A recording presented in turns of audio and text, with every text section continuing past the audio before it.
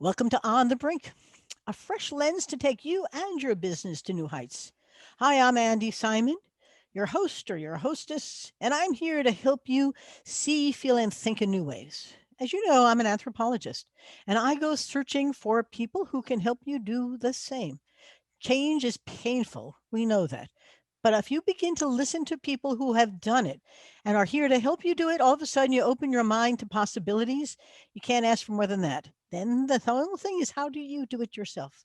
So today I have Tony Guarnaccia here. Now, Tony and I had a hard time getting together, so it's really a treat to have him on our show.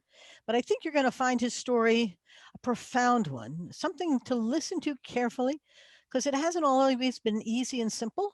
But as he's shaking his head, life isn't simple or easy, but it is interesting. And the question is, how do you hurdle those obstacles in your way to become the best that you can be?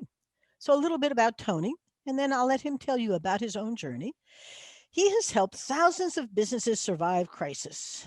Now, we used to tell people if you want to change, and they typically hired us to help them change, have a crisis or create one. If not, you don't pay any attention. But I never expected a pandemic and all of the things that have come with it. I didn't expect a crisis. But once you're in it, don't waste the crisis. And Tony will tell you how to see this as an opportunity and a possibility, not just painful. Whether it's post 9/11, the Great Recession, massive company acquisitions, change has always been around us. It sort of comes with life. But he's helped businesses navigate the uncertainties and emerge stronger on the other side. So, if nothing else, today is very timely for you. If you're going to see things in a new way, listen to Tony. I'll give you the context, though, because this is touching. As a child, Tony experienced firsthand the devastating crisis of a business failure when his parents' business failed and they lost everything, including his home. Not easy, very powerful. But he then determined that he would never have that happen. He was going to learn how to run businesses, and he did, working for some of the best businesses in industry, from Google and Microsoft, ADP and Ford. He learned a whole lot about how to prosper in good times and bad. And now he's developed a whole process. He calls it democratized marketing, but he's going to tell you about his blueprint for how you can begin to see, feel, and think in new ways about you and your business. Because remember, you are your business. And very often the business can't change unless you do as well. So, Tony, thank you for joining me. Thanks so much for having me here today. Really appreciate it. So, tell the listeners about your own journey. I gave them a little bit of a setup, but I would love for you to tell them more so they can begin to see why this is such a remarkable time for us to listen to you. Sure. So my really big purpose of where I am today and really where I see me in my future started when I was just 12 years old. And so at the age of 12, my parents had a small Italian bakery. They were fantastic bakers, amazing bakers. Unfortunately, they didn't know what they didn't know about growing a business. And so at 12, we lost everything. Lost the dog, lost the car, lost the home, and had to move into my oldest sister's basement. And Oh, so it was a really tough time. But like I said, I learned a lot during that time, like really about how to become more resilient. And I bounced back. My whole family bounced back. I ended up going to college, studying business, and really learned a lot with that. And then went to apply it and said, okay, I learned this great thing. And my senior project was to write a business plan, and actually decided to launch that business, which was one of the first online bakeries. And so I kind of went back with my parents and did bakery round two, almost kind of as a redemption type thing. And so we did that, and we were one of the first bakeries online. This was in the late 90s that we were able to take a cake and ship it anywhere in the country and have it arrive perfectly. And we actually turned that into a promotional products company. So I know you're in New York.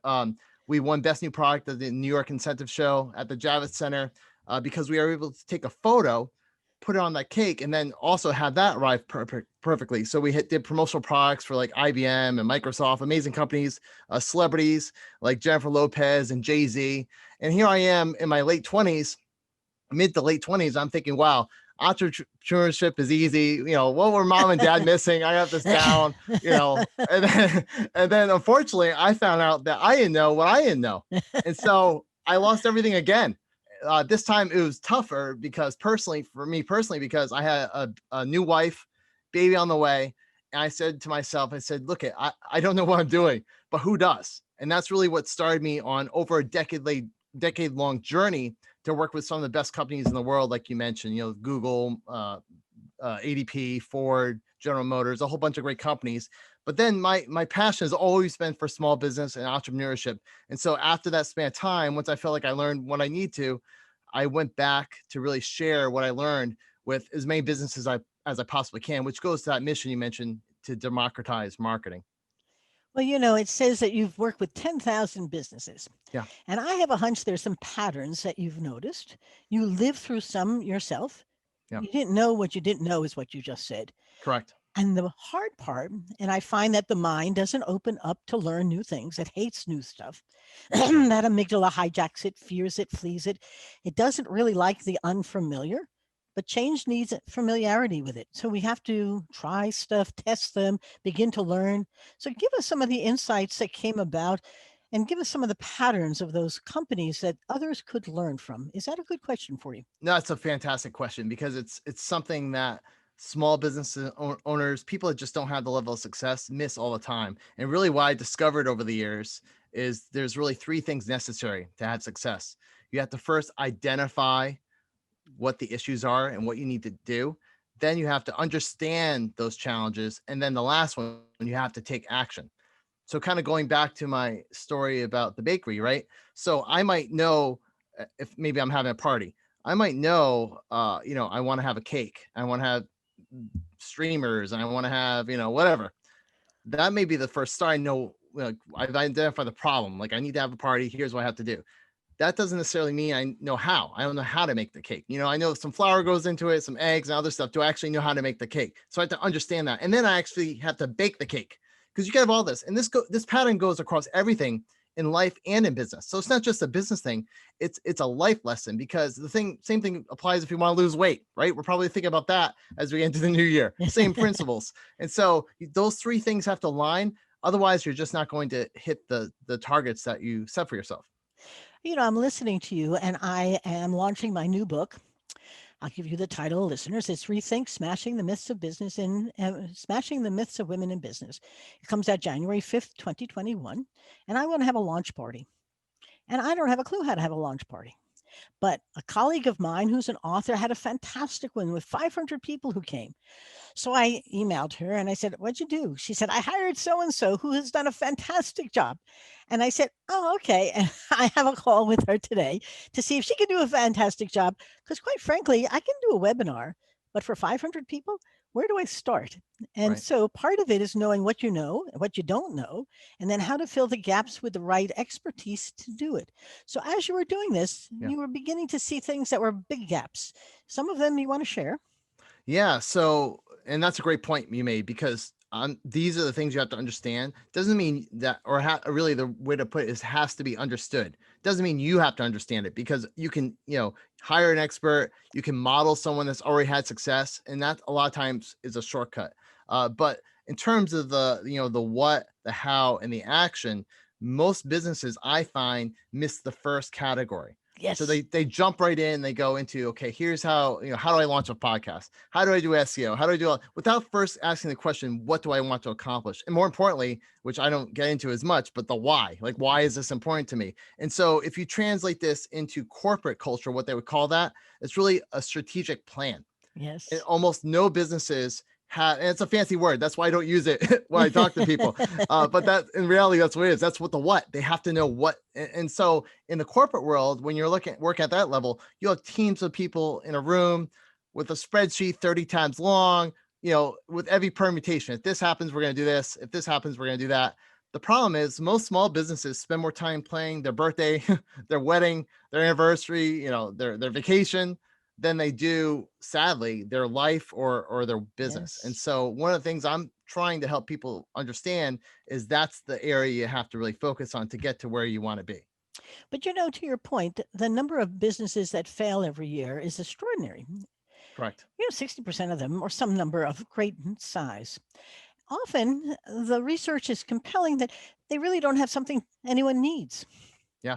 And they're easily in a red ocean. We're blue ocean strategists. So we're looking for unmet needs. They aren't doing that. They're duplicating. They're another HVAC company or another necessity business, or they're another bakery. Yeah. And then the question is, as good as a baker could be, why you? That question. And then if you're that good, how come there isn't a line out the door? And I find often in my workshops, the CEOs of mid market companies, $100 million companies, $10 million companies, have no marketing or storytelling.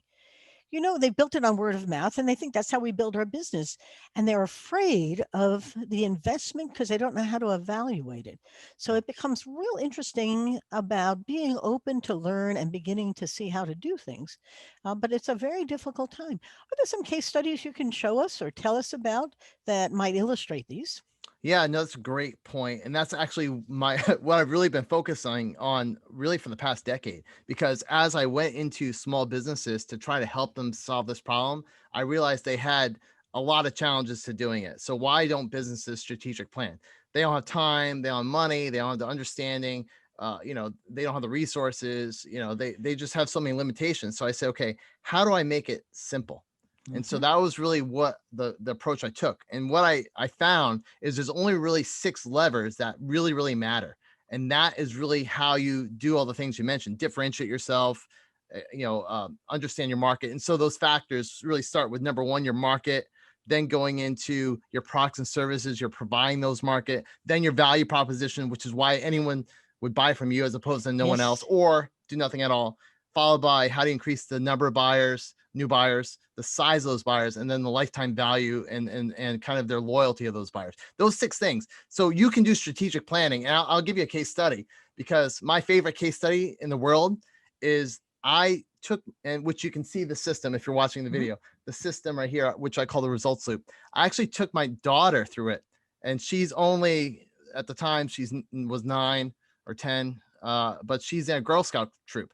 So what was really interesting is the Girl Scouts actually are learning business planning. They have a Uh-huh. business plan. I actually got to teach them this in her troop, and I walked them through the results loop, these 6 factors, and they dramatically increased their cookie sales in a very short period of time. So that's a great case study that I That's can go through. incredible. Yeah, So, no, be more specific if you can. What did yeah, you I'll give you teach the them? case study. I'll give Yeah. you yeah. So you first start off with the market. So who is the market you're going to serve? And you want to be as specific as possible. And so it was amazing because these girls got it right away. So who's your market? Well, most of them for the first go around said mom and dad. Great market. Well, who else do you have? Well, we have our neighborhood. Okay. Well, where else? Well, we could go to the mall, to the outside of the grocery store. And the reason why this is powerful is when you're specific, it drives other ideas. So, one actually, I think it was my daughter said, "Oh, we went to the yoga studio." All of a sudden, people are thinking, "Well, what yoga studios are we in?" And all of a sudden, you have a very specific market. And once you define something, you can actually solve it, which is why the identifying is so important. Because if everything's abstract, your mind can't wrap around and actually solve the problem. So that's step number one, is identifying your markets, and that works in the business world you can do it by geography, you can do it by their pain points, you can do it in so many ways. You can segment your markets, but that's the first place to start. And then the gals did what? Did they change their behavior in order to capitalize on this new strategy? Absolutely, they started making a list of who they were going to go after beyond just the typical mom and dad and neighborhood. So they were able to really brainstorm. It became a brainstorm, which, if you can see the results loop, I actually created this as a whiteboard so people can literally whiteboard on it and brainstorm collaboratively. You can also do it off of a piece of paper, but it's really designed to drive innovation and thought, by going through this process. So that was the first step. Yep. And I do think that the action part, we talk about, you have to see it, you have to believe it, and then you have to act on it. Yeah. Because if you just see the problem, but you don't really understand what it is, and you can't Yeah. believe there's a solution, and you don't take any action at all, you will just stay exactly where you are. But the Correct. times will change, customers will migrate. And this during the pandemic period with remote work and with clients changing their buying, the whole trajectory is changing Mhm. for any business. They're all sitting and wondering, when will it go back? Well, I just finished a long roundtable discussion, and people aren't sure it is going back. No. And what will it go back to? And our generation that's coming is learning how to do a lot of things remotely, self starters. and begin to be resilient. We have lots of equity issues that aren't easy, but the times they're changing. Correct. So now for all these small, mid-sized businesses, if you're in retail, will they come back into the store? I had a woman email us. We are manufacturers of unique clothing. Do you think that e-commerce is going to be the place to go? I said, I think the bigger question is who's going to buy clothing, Yeah. right? Because I know that the makeup world is changing, the clothing industry is changing. Masks have replaced lipstick, and so all kinds of things. Capitalize on it. See how Mhm. you can take advantage. Don't waste the crisis. Correct. So, as you're looking, out of this came the democratized marketing. You want to tell us about it?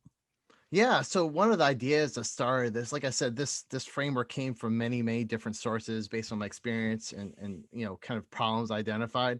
But really, the gist of it is how do you democratize marketing? And so what I discovered is that the deck is really stacked against businesses, right, in so many ways. But there's really three specific things that came out of what I call the marketing revolution.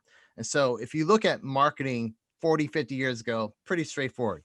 You get an ad, you put it in the newspaper, boom, you get some business, right? That was, I wouldn't even say 50. Gosh, when I started that cake business, we were doing newspaper ads. So 20 years ago at most. But then things got a little bit more complicated, right? You had newspapers, radio, TV. And so you're getting more towards broadcasts.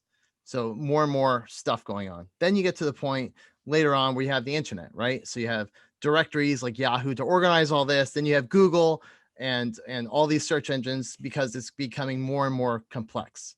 Then all of a sudden, you're now able to create content, right? Through social media. You can create your own social media, post it, and then all of a sudden, exponentially more content out there to the point now where you're not just competing against your competitors, you're competing against the biggest brands in the world: Facebook, YouTube, Amazon. So really, how does a business have success? And if you can look at this, you can really identify three main issues out of this. One, there's a tremendous amount of clutter. There's so many places you need to be.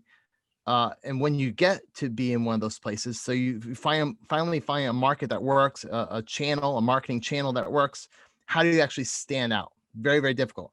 But before you even get to that problem, there's fragmentation. So years ago, like I said, a couple newspaper, a couple of TVs, TV ads, you're good to go. Now there's millions and millions of channels because everyone's got, broadcasts, the media somewhere. And then the final challenge, so you have the clutter, you have the fragmentation. The last one is technology. So you might understand how to get your messaging down and your markets, but you can't technically execute because there's code and there's pixels, all this stuff. And so my whole challenge for myself was to help educate people on those three areas so they can overcome those problems, because the biggest companies in the world have these resources for the most part. Even them, the CMOs at big, I was at a Harvard um, um, symposium with some of the top CMOs in the world, and they were scared. Now, this was a little while ago. It's probably 10 years ago. They didn't really know what was going on either, to be honest. But now, how much more so is a small business? They're busy running their business, right? They don't have time to think about and learn all this. So it's a real challenge. So my mission is to educate everybody that's a small business about these challenges so they can overcome them. Well, they also need to become data junkies. And I do think that often small business people are real excited about the product and their business model, but they're not really into the data to the degree they should be, Correct. because everything is data today. Yeah. So, we're HubSpot partners. We believe in inbound marketing. What are the keywords that people are typing in to find out about the best bakery in, New York? Right. And do you come up on that front page? I mean, Google has completely changed the shelf at which you can be. I mean, and if you're not on that first or second page, you don't exist. Right. And in the world that you knew, where you're selling this stuff bakery online, that was brilliant. But it also didn't live forever. No. And there are lots of things, whether it's steak online or it's wine that you buy online, or you can buy everything you want online anywhere in the world practically. So now the question becomes, how does your content make you the authority on it? How do you make the Google algorithm love you? And then social media adds a whole other dimension. The complexity, though, I find exciting, but you need to be looking at the right data to know what it is that it really is happening. Yeah. And I find many of those businesses, mid-market, small business, even large ones, aren't sure what the data is telling them. Yeah. They don't know what the story is. And sometimes they give you data, but they only take the data that supports them, not the other stuff. So that Right. data knowledge is extremely important. So, as you're doing this, do you hold workshops for people or do you do consultations? I mean, how do you add value for them? Absolutely. So a number of ways. So I have a book that's coming out that is kind of the starter to get introduced to these concepts, and it goes all the way from there up to workshops. I have online courses.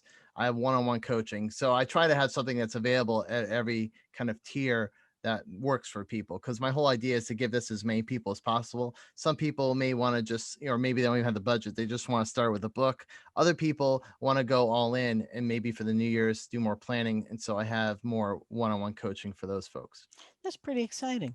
So, Tony, as I'm looking at our time for our listeners, are there two or three things you want them to remember? Very often, they remember the ending even more than your great story at the beginning, which I really Yeah. liked. I mean, Thank you you. really had a life of adversity that turned into absolute celebration, and now to share it is really a very big promise and a purpose for you. But a couple of things you don't want them to forget. Yeah, well, let me go back to the one story I didn't tell you is my mother's story, which is even more kind of gripping than mine. And so I learned about resiliency from my mother, because she came out in a very, time very similar to today. So back in the late 1930s, there was the polio epidemic. Yes. And so, unfortunately, at the age of 9 months, she contracted polio, Oh, wasn't able to walk from the age of 9 months all the way up to, gosh, 14 years old. But she always had a vision in her mind, and that was to wear high heels someday. And so this is where I learned that process of identify, understand and act. And so at the very beginning, she wasn't able to walk, but what could she do? Well, the hospital taught her and had her grow her nervous system. And they did that by working in pottery, strengthens the muscles, the nervous system. Then yes. she got to the point where she was able to go in the pool, build up Uh-huh. more strength into the point where she was walking between two bars, getting stronger and stronger. And so I learned from her these lessons. So I always try to give credit to her. But also the whole idea of resilience really came to those things and your mindset, how you approach this, because she never doubted. So she accomplished her mission, was able to even, do some sports, run around a little bit, not an athlete, but at least move around. And so she overcame their obstacles. So that was kind of what I learned from her. So that was one of the seminal stories that really impacted my life, even to this day, because when I face a challenge, because even now I had to completely pivot my business, and Yes. I use my own framework based on what I learned. And so this change never ends. So learning how to be resilient is one of the strongest and best things you can have in your arsenal. Well, and that word resilience has become a cliche. So I want to emphasize that you really, if this is a mindset, Correct. it's not a casual word. I'm going to be resilient or whatever else you want to name it. This says I'm going to see the opportunities and turn my lemons into lemonade, and I'm going to turn my limes into margaritas, and I'm going to Yeah. find the positive because life is full of positives and negatives. But a positive mindset achieves enormous possibilities, and a negative one doesn't. Remember Carol Dwork's work on a growth mindset versus a fixed mindset. And the stuff that Marissa Pierce teaches us about collaborating with your mind. So as you're going through these periods of crisis, don't waste them. Yeah. Collaborate with your mind and turn the negative into a positive and see what's possible. And then you see it, you believe it, you act on it. Next thing you know, it happens. And you go, Yeah. how'd that happen? Right? Yeah. Yeah, it's a process. It's absolutely a process. So it's not a one-time thing. It's something you have to continually work on. And so, And so don't let true. don't let people discourage you. The entrepreneur's song is usually, as you tell somebody it, they say nobody ever does that, or why would you Mm. want to do that, or nobody can do that, and then you do it, and they say, oh, that was obvious. And I have too many entrepreneurs we've worked with who sing the same song back. Nobody Yeah. thought I could do it, but of course I did it. This has been such fun, Tony. Yeah. If they want to get a hold of you, where can they do that? Yeah, great question. So I have collected a lot of these stories that I'm putting into my book. I have my framework that's available for free. All these things, all these resources are available at Small Steps Manifesto. It's a graphical guide and kind of templates that has everything I've talked about today and a whole lot more. So you just go to smallstepsmanifesto.com and download it today. And make sure that we have all of his information on our podcast blog that we put out with the audio and the video. And so, if you've been enjoying the video, let us know because we've turned all of our podcasts into both forms. Some people like to see you, and some people want to hear you, and they do both. It's the most interesting world that we're in, and they do it around the globe. I've had people from Dubai and from Gabon and South Africa. It's a little tiny world today, isn't it? It is. Yeah, but you all need a little help, Tony's help. So thank you for joining me today. It's been a pleasure. Thank you. Now, for all of our listeners, thank you for joining us. It is a pleasure. And it's so much fun to bring you people as interesting as Tony because there's something important for you to see the world through different eyes, begin to feel it. Remember, we decide with the heart and the gut. And that goes to the brain. And then all of a sudden, we have this epiphany that says, that's how it goes. So keep listening because everyone we bring to you has a story to share about how they've smashed through, overcome the hurdles. And my new book is out January 2020 called Rethink Smashing the Myths of Women in Business. There are 11 women there, and I'm one of them, who simply said, Of course we can. And each of the stories talks about the myths that they were facing and how they overcame it. And I urge you to pre-order a book, order a book, enjoy the book, and keep in touch with us on both on Facebook, LinkedIn, and Twitter, because we like to share with you their stories, their role models, and they'll give you a model for how you too can be the best that you can be. And Tony's given you some of his ideas on it. These women will as well. So for now, stay well, stay please positive, and don't waste the crisis. It's a great time for creativity. All the things that you couldn't do, you can. And so join us. We're up every week, and it's been a pleasure. And thank you. Bye bye now.